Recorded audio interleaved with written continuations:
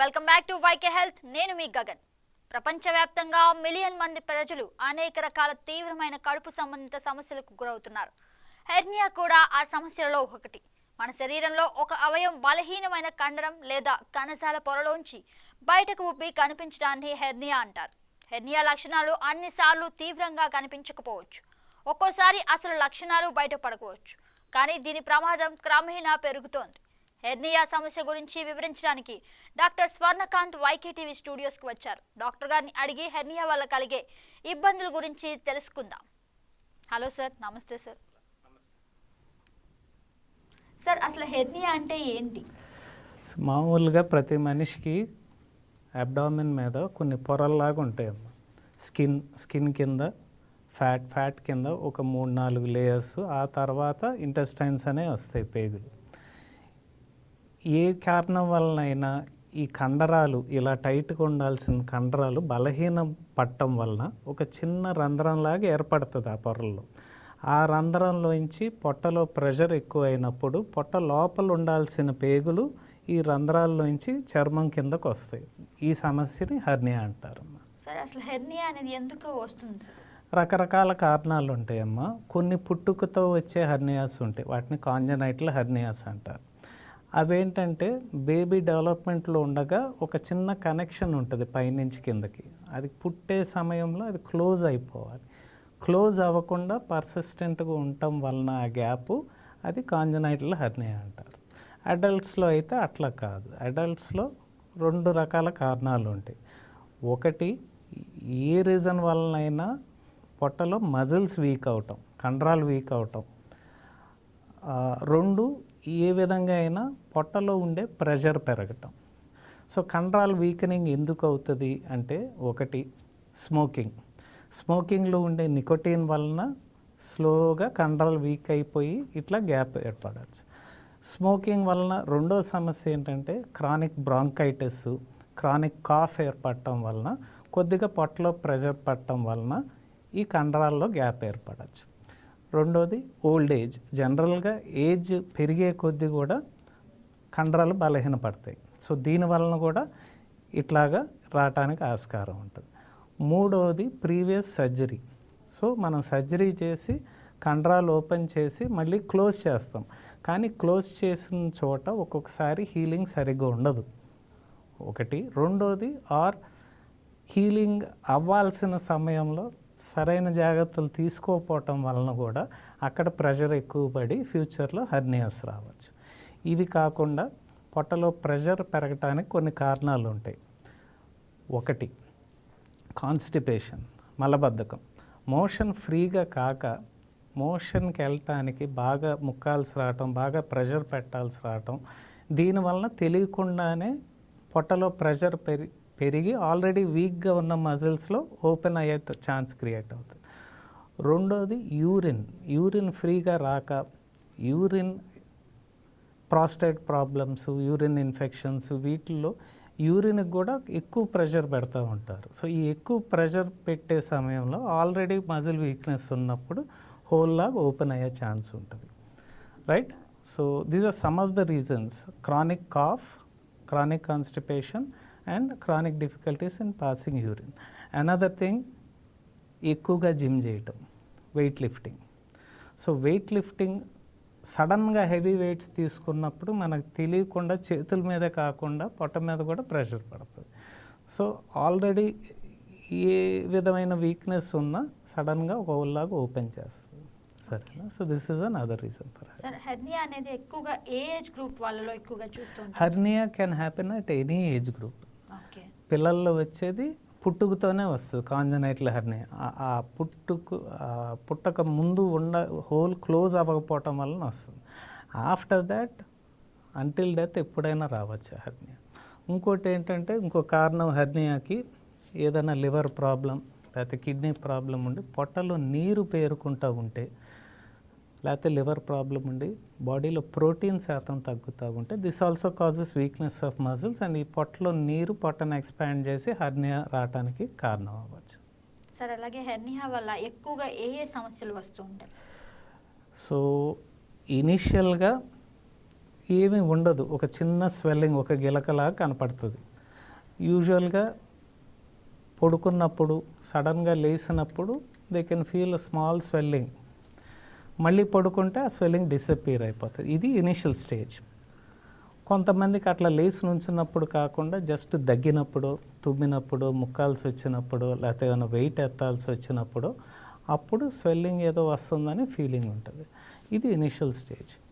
If we let that progress, దాని progress అవనిస్తే ఏమవుతుందంటే మామూలుగా ఫ్రీగా బయటకు వచ్చి లోపలికి వెళ్ళిపోయే పేగు ఒక్కొక్కసారి అక్కడికి వచ్చి ఇరుక్కుపోతుంది. ఇరుక్కుపోయినప్పుడు ఇనిషియల్గా చేత్తో తోస్తే లోపలికి వెళ్తాం, కొన్నాళ్ళకి చేత్తో తోసినా లోపలికి వెళ్దాం, పెయిన్ రావటం స్టార్ట్ అవుతుంది. సరేనా? ఈ పెయిన్ రావటం స్టార్ట్ అవటం it's telling you that worsen అవుతుంది. రైట్? ఒక్కొక్కసారి ఒక చిన్న హోల్లోంచి పేగు ఇట్లా బయటకు వచ్చింది, ఆ బయటకు వచ్చిన పేగు ఇట్లా ట్విస్ట్ అవుతుంది, పేగు మడత పడుతుంది.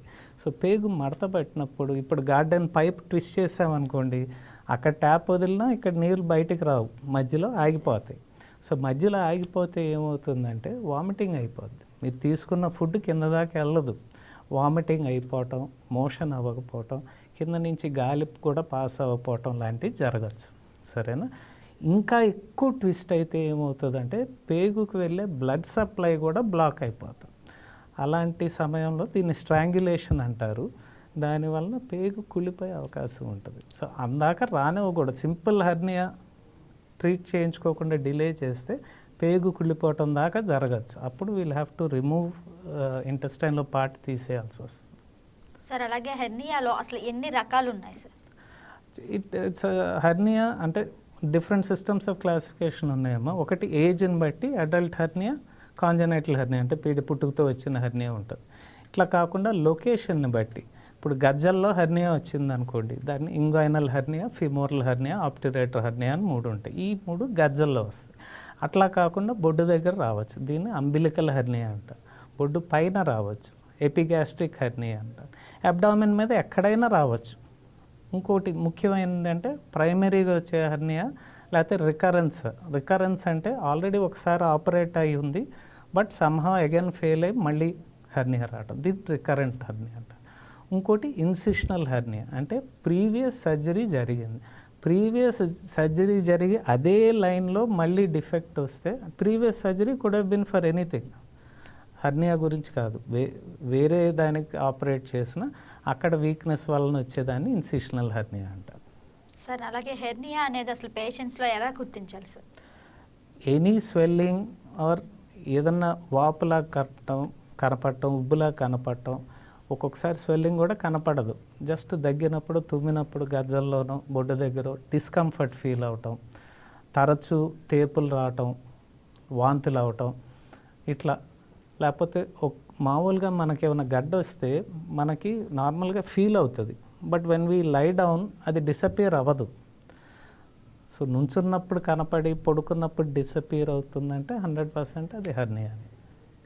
సార్ అసలు అంటే మామూలుగా జనరల్గా కొన్ని సిచ్యువేషన్స్ ఉంటాయి కదా, అంటే హెర్నియా రాకుండా పలు జాగ్రత్తలు తీసుకుంటే కాపాడుతుంది. ఒకటేమో regular exercise, right? Regular exercise ఉండి if you're maintaining muscle tone, అలాగని మరీ ఎక్సెసివ్ వెయిట్స్ ఎత్తటం ఇట్లా చేయకూడదు.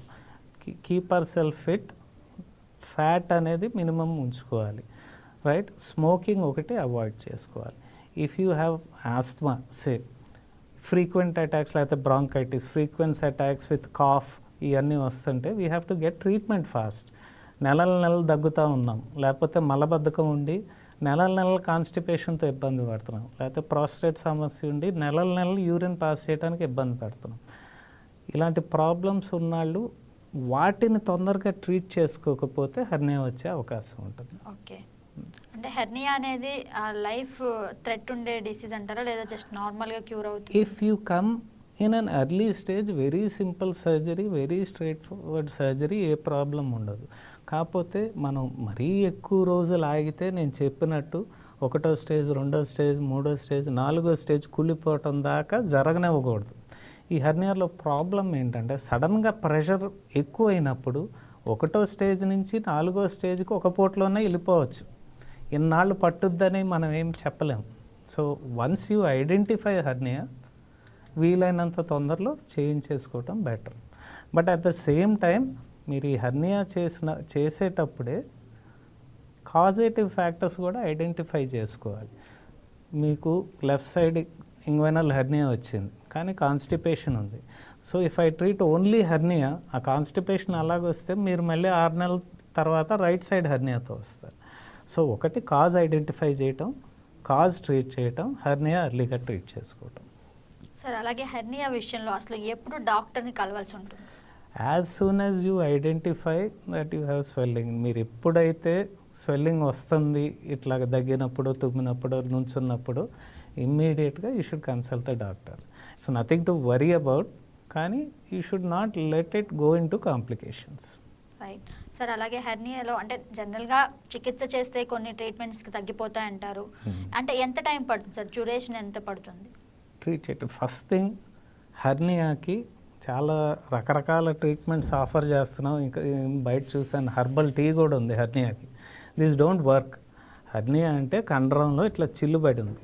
ఏ ట్యాబ్లెట్ వేసుకున్నా, ఏ టీ తాగినా, ఏం చేసినా అది క్లోజ్ అవ్వదు. So surgery is the only option for hernia. Right. Time అంటారా? సి ఆ హోల్ పడింది, ఫస్ట్ బయటకు వచ్చిన పేగుని లోపల పెట్టేస్తాం. రైట్. పెట్టేసిన తర్వాత ఆ హోల్ని క్లోజ్ చేస్తాం, సూచర్ చేస్తాం. బట్ మనం సూచర్ చేసిన you have to remember already ఆ కండరం బలహీనపడి సాగిపోయి ఉంది. సో మనం సూచర్ చేసినా అది ఆగదు, దాని మీద మళ్ళీ మెష్ పెట్టాలి. ఒక ఆర్టిఫిషియల్ మెష్ పెట్టడం వలన ఆ ఏరియాలో చిన్న రియాక్షన్ లాగా వచ్చి ఆ కండరం అంతా గట్టిపడుతుంది. గట్టిపడటం వలన ఫ్యూచర్లో అక్కడ ప్రెషర్ పడినా అంత ఎఫెక్ట్ ఉండదు. సార్ అలాగే హెర్నియా చేసే చికిత్సల్లో మెష్ యంత్రాన్ని అసలు ఎంతవరకు వాడతారు?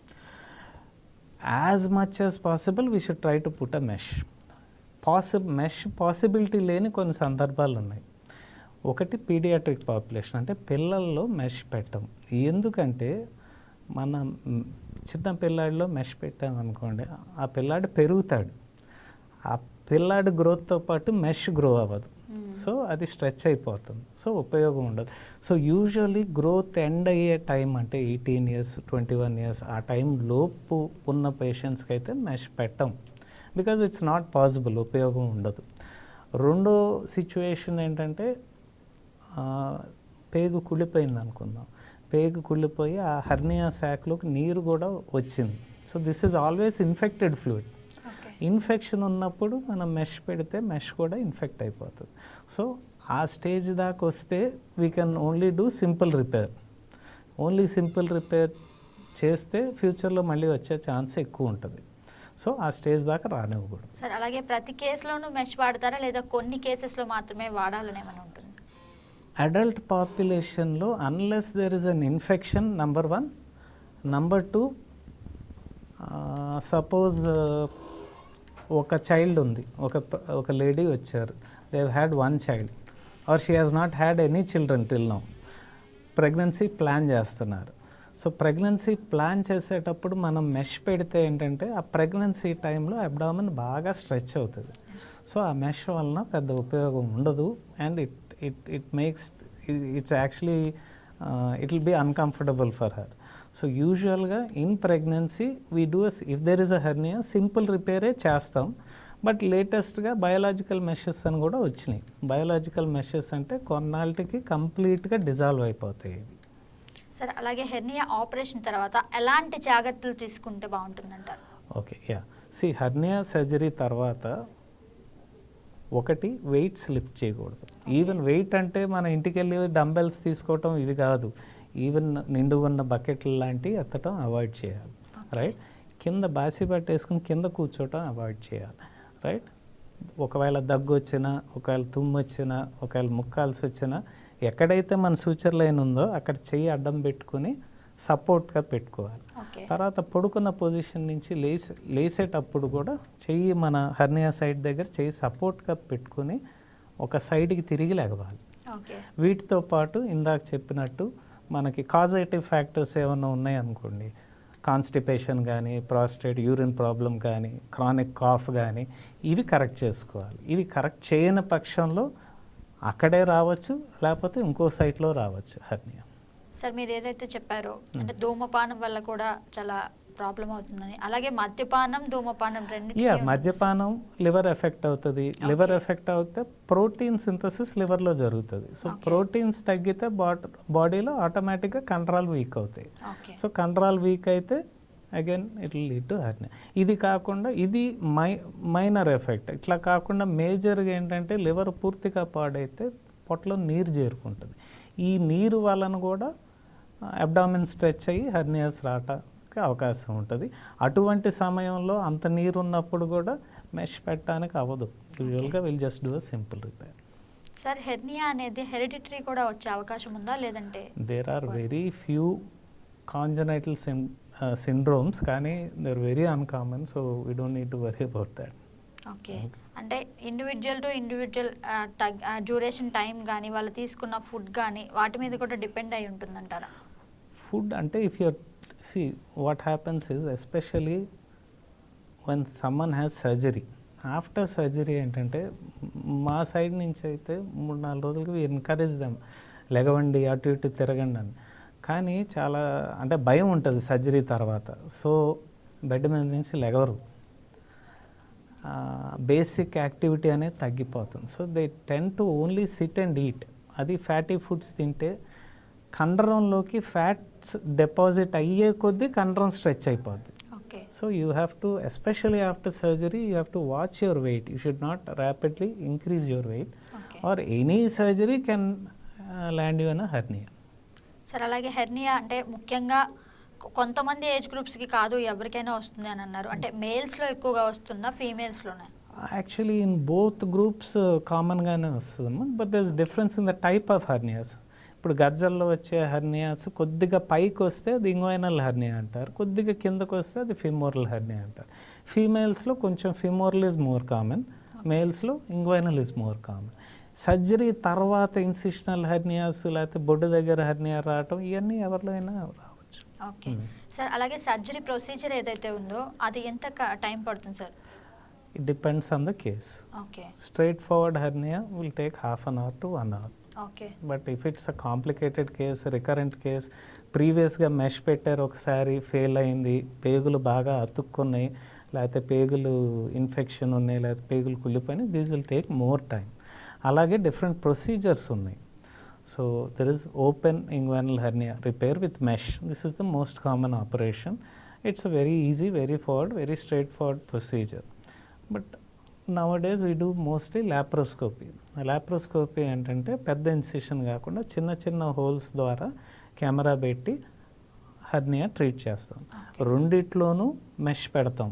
సో రెండిట్లో కాన్సెప్ట్ సేమ్. ఓపెన్ హెర్నియాలో పైన పెడతాం మెష్, లాప్రోస్కోపీలో కింద పెడతాం మెష్. సో లాప్రోస్కోపీలో పెట్టే మెష్ ఒక సర్ఫేస్ ఇంటెస్టైన్స్కి టచ్ అవుతుంది. సో అందుకని ఇంటెస్టైన్స్ని హార్మ్ చేయకుండా ఉండటానికి దానికి ఒక స్పెషల్ కోటింగ్ ఉంటుంది ఆ మెష్కి. So that mesh is costlier than the mesh we use for open surgery. Other difference is లాప్రోస్కోపీలో పెయిన్ తక్కువ. సో ప్రొసీజర్ తర్వాత పెయిన్ తక్కువ, recovery is faster and scar is less. But at the same time it doesn't mean laparoscopy is better for everyone. Some people cardiac status బ్యాడ్గా ఉండొచ్చు, lungs బ్యాడ్గా ఉండొచ్చు, general anaesthesia ఇవ్వటం కష్టం అవ్వచ్చు. సో లాప్రోస్కోపీకి we need to give general anaesthesia. Versus open spinal anaesthesia అంటే only umbilicus నుంచి కిందకే అనస్థీషియా ఇస్తాం. So if they cannot tolerate general anaesthesia అప్పుడు we can go for open, otherwise laparoscopy is better. Sir అలాగే hernia operation తర్వాత తీసుకోవాల్సిన జాగ్రత్తలు like exercise అవ్వచ్చు, లేదంటే ఫుడ్ డైట్ అవ్వచ్చు? యూజువలీ 24 to 48 అవర్స్లో ఇంటికి పంపించేస్తాం. We encourage movement. We don't want you to lay down in the bed all day. But at the same time lifting weights, sitting down ఈ అవాయిడ్ చేయమంటాం. ఎక్సర్సైజ్ వచ్చి you can do walking. There is no problem with walking, but never try at least 2-3 months after the surgery. Don't try lifting weights, don't try cycling. Okay. అంటే more over ఇంకా చాలా మందికి ఏంటంటే అసలు ఈ hernia అనేది కొంతమందికి అవగాహన లేకుండా పోతుంది సార్. దానిపైన మీరు ఏమంటారు? యా అందుకేగా ఈ programme we want get the message across. Any lump or any bump or anything you see that was not there yesterday, you have to come and report to your doctor and rule out any major problem. అది so most of the times ఇదేముందిలే అని చెప్పి అలా నెట్టుకెళ్తారు, సడన్గా last స్టేజ్లో వస్తారు. అట్లా కాకుండా as soon as you detected ఏదో సంథింగ్ అబ్నార్మల్గా ఉందనుకోగానే వస్తే ఈ ప్రాబ్లమ్స్ ఉండవు, ట్రీట్మెంట్ అంతా సింపుల్గా అయిపోతుంది. ఓకే, అంటే హెర్నియా అనేది మనం ఎన్ని జాగ్రత్తలు తీసుకున్నప్పటికీ కూడా ఫస్ట్ రాగానే early identification, early treatment. Okay, so usually outcomes will be very good and the procedure will be very simple. అలాగే ఫైనల్గా వ్యూయర్స్ కోసం అసలు హెర్నియా రాకుండా లేదంటే వచ్చిన తర్వాత జాగ్రత్తలు ఎలా తీసుకుంటే బాగుంటుందంటారు? హెర్నియా రాకుండా ఉండాలంటే ఒకటి watch your weight. Okay, don't overeat, don't let your BMI go up very high. రెండు, don't over exercise, don't use heavy weights, right. మూడు, కాన్స్టిపేషన్ కానీ యూరిన్ పాస్ చేయడంలో ప్రాబ్లం, ప్రాస్టేట్ ప్రాబ్లమ్స్ లాంటి యూరిన్ ఇన్ఫెక్షన్ లాంటివి కానీ, లేకపోతే chronic cough అంటే నెలల తరబడి దగ్గుతూ ఉంటే వీటన్నిటిని నెగ్లెక్ట్ చేయమాకండి. ఈ అన్నీ అవయవాలతో పాటు ఫ్యూచర్లో హెర్నియా కూడా కాజ్ అవుతాయి. సో వీటికి కూడా ట్రీట్మెంట్ తొందరగా తీసుకుంటే ఫ్యూచర్లో హెర్నియా రాకుండా ఉంటుంది. థ్యాంక్ యూ సార్, చాలా వాల్యుబుల్ ఇన్ఫర్మేషన్ ఇచ్చారు. చూసారు కదా, ఇది వాటి వైకే హెల్త్ డాక్టర్ గారికి మనకు ఉపయోగపడే ఎన్నో విశేషాలు ఎన్నో చెప్పారు. కాబట్టి హెర్నియా రాకుండా ఎలాంటి జాగ్రత్తలు తీసుకుంటే బాగుంటుందో కూడా వివరించారు. ఇది వాటి వైకే హెల్త్. రేపటి రోజున మరో కేసుతో మరో ఎపిసోడ్తో మేము ముందుంటాను. Please subscribe to YK TV Network. Please subscribe to YK TV. Please watch YK News. Don't forget to subscribe YK News channel